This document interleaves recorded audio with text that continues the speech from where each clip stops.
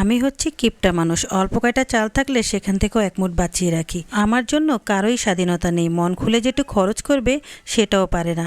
কি একটা অবস্থা, তাই না? আমার জন্য আসলে সব কিছু। এখন বলেন তো আমি কিপটামি করে কি করেছি? আসসালামু আলাইকুম, কেমন আছেন সবাই? আশা করি ভালো আছেন। আলহামদুলিল্লাহ, আমিও ভালো আছি। এই কথাটা আসলে আমার কথা নয়, এটা হচ্ছে আমার ঘরের মানুষের কথা। আমার যে মানুষটা কাছের মানুষ, উনার কথা। সত্যি বলতে উনি একটু বেহিসাবি, তাই উনার সাথে আমার চলা একদমই মিলে না। আর আমি হচ্ছি হিসাবি মানুষ, হিসাব করে চলি। আর আমি আমার সন্তানদেরকেও সেটাই শেখাতে চাই। এবার আমি বলি আমি কিপটামি করে কি শিখিয়েছি। আমি আমার সন্তানদেরকে অভাব শিখিয়েছি, যে অভাবে পড়লে কিভাবে মানুষ চলতে হয় সেটা আমি শিখিয়েছি।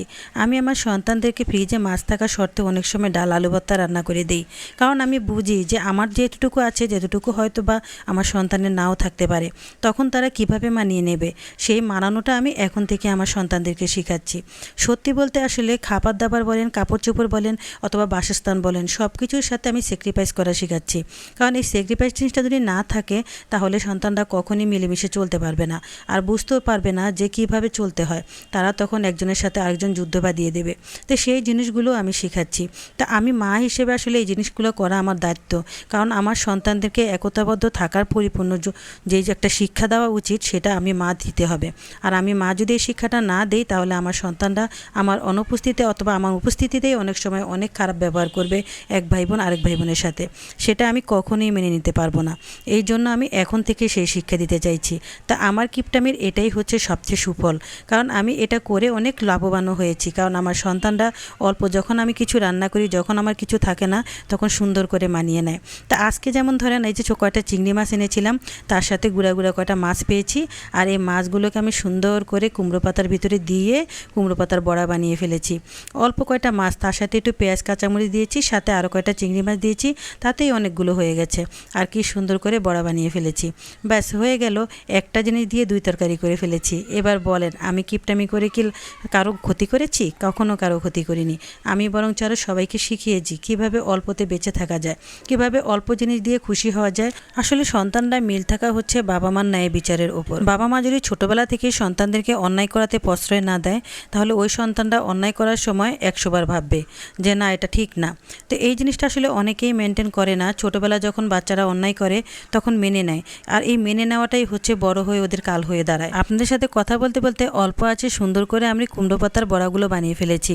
তো এই বড়াগুলো যে এত মজা কি বলবো আসলে।